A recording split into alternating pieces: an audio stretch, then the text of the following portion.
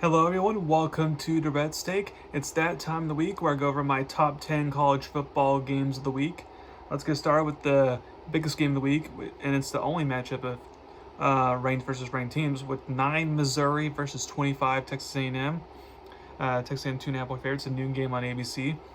The only um, the only thing that's interesting here is that in my opinion is that despite the undefeated start for Missouri, Missouri is not looking like the same team they did last year. They were lucky to survive against Vanderbilt at home, and then they, barely beat Boston College. Although Boston College, pretty good, but they barely beat them at home as well. They're against the good teams that are just not looking that dominant like they did last year. So getting a big road win here would help silence some of the doubters. As this is the one of the very few hard games for Missouri this year. And for the Aggies, while the offense has definitely been a hit and miss, the defense has been doing its job as expected. So I continue that to be the case here. I think the Aggies will control the game and play well enough to win.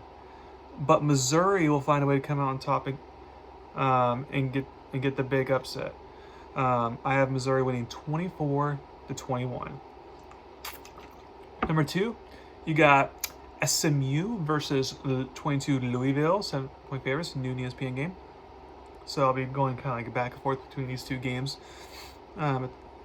Louisville had a chance to beat Notre Dame, but just came up short.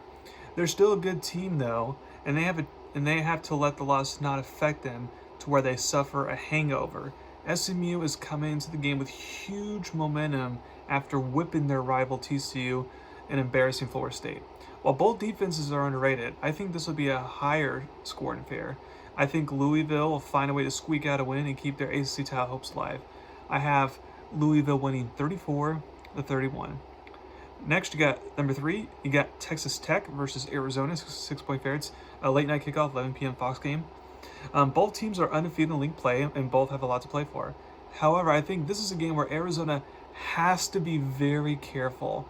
They get the big road win at Utah, and they play at number 17 BYU next week. So this is the classic trap game. After feeling themselves, they have to be on the lookout here for Texas Tech, who has a very potent offense. I think this game will become a shootout, and if that's the case, I like Arizona to get the big home win. I have them winning 38-30.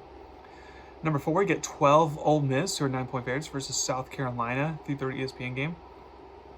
Now that Ole Miss suffered a surprising loss, can they rebound on the road? South Carolina destroyed Kentucky, who Kentucky beat Ole Miss, and they should be undefeated after letting the LSU game slip away. South Carolina is also coming off a bye, so they'll be regrouped. Assuming South Carolina quarterback Lenore Sellers is healthy since he hurt his ankle in that LSU game, the Gamecocks will be able to run the ball at will against the Ole Miss defense, in my opinion. Therefore, Ole Miss needs to turn this into a higher scoring game if they want to get the road win. I think Ole Miss will rebound and barely get the win to keep their playoff hopes alive for now. I have Ole Miss winning 31-30. Number 5, you got Rutgers versus Nebraska, or 7-point favorites, 4 p.m. FS1 game. Now, this is an interesting game in the Big Ten here. It will kind of show who is actually for real in this conference. The last time Nebraska had a big home game, it did not go over well for them. And at times, Nebraska quarterback Dylan Raiola kind of looked like a true freshman that he is. Rutgers is a veteran team, so Raiola will need to take care of the ball and play a clean game if the Cornhuskers want to avoid another loss. I think Nebraska learned their lesson from the Illinois loss, and they will find a way to squeak out a win at home to get them one win away from bowl eligibility, which Nebraska fans have been praying for over the last decade. I have Nebraska winning 19-17. Number 6, you got Syracuse versus 25 UNLV, who are 6.5-point favorites, 9 p.m. FS1 game, a Friday night game. This is a huge game for UNLV. They're finally ranked and undefeated. They host a Power 4 team, which is rare for them, and it's a decent Power 4 team at that. UNLV wants to be in the mix for the Group of 5 team that makes the playoffs. If they win the Mountain West, then that's a start, since if they win the Mountain West, they have to beat Boise State once, maybe even twice if they re-meet in the conference championship game, which I think will happen. However, to defend off other Group of 5 champions, If UNLV can get this win, then they can claim they beat 3 Power 4 teams in non-conference play. No other Group of 5 team can say that. So as fans know, quarterback Matthew Sluka is gone after his whole NIL, fiasco, and Hajj Malik Williams got his first start last week and played well. However, he's the type of quarterback that likes to run as much as he does throw, if not more. So if the Syracuse can contain the run, then I'm not sure if Williams can beat Syracuse with his arm. The good thing for UNLV is their defense is playing really well. They're only giving up around 14 points per game. Syracuse quarterback Kyle McCord, the former Ohio State quarterback, he's been in plenty of big games before. So while UNLV may have early success with the energy that'll be there for the start of the game, I feel like the steadiness of Kyle McCord will take over, and he'll help the Orange get a big road win. I had them winning 24-20. Number 7, you got West Virginia versus Oklahoma State, or 3-point favorites, 4 p.m. ESPN2 game. Oklahoma State is not looking good right now, that's for sure. However, I feel like they could have a bounce-back game. West Virginia's secondary is horrible, so the Cowboys quarterback Alan Bellamy can potentially get out of his funk that he's in right now and find his rhythm again. Because when he's on his rhythm, he's very good. I think the Cowboys will rely on some Ho Cooking to edge out the Mountaineers in this game to get the first Big 12 win of the season. I have West Virginia winning. Not West Virginia. I have Oklahoma State winning 30-27. Number 8, you got number 10 Michigan versus Washington, or 2.5-point favorites, primetime at NBC. A rematch of the title game last year. However, these are two very different teams from last year. I can understand why Washington's a slight favorite in this game. Playing in Washington's never easy. The Huskies will love to avenge their defeat from last season. Another thing is looking at Washington's schedule, there are not a lot of automatic wins on that schedule, so they kind of really need this win if they want to make a bowl game down the road. Michigan's offense has kind of adopted the academy school style of offense where they're just going to try to run for over 250 yards a game and rely on good defense. Washington has an underrated defense, so if the Huskies can force Michigan into a passing team, which is easier said than done, but if they can, then they should get the win. However, I feel the Wolverines will find just some way to barely survive.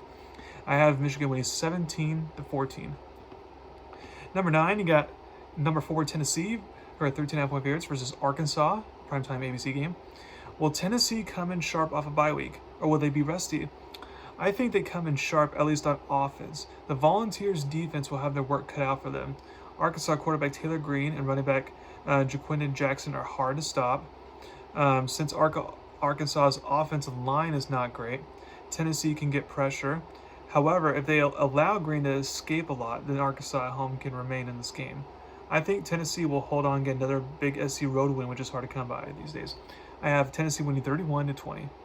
And then last but not least, it was hard to pick a 10th game here, but I'm just going to go with Iowa versus number 3 Ohio State, who are 20-point favorites, 3:30 CBS game.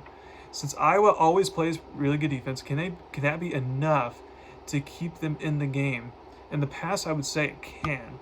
However, Ohio State's defense over the years has gotten way better, and since Iowa can't score a lot, that means I have the Buckeyes easily gain the win. The question is, will they cover that spread or not? I have Ohio State winning 23-3.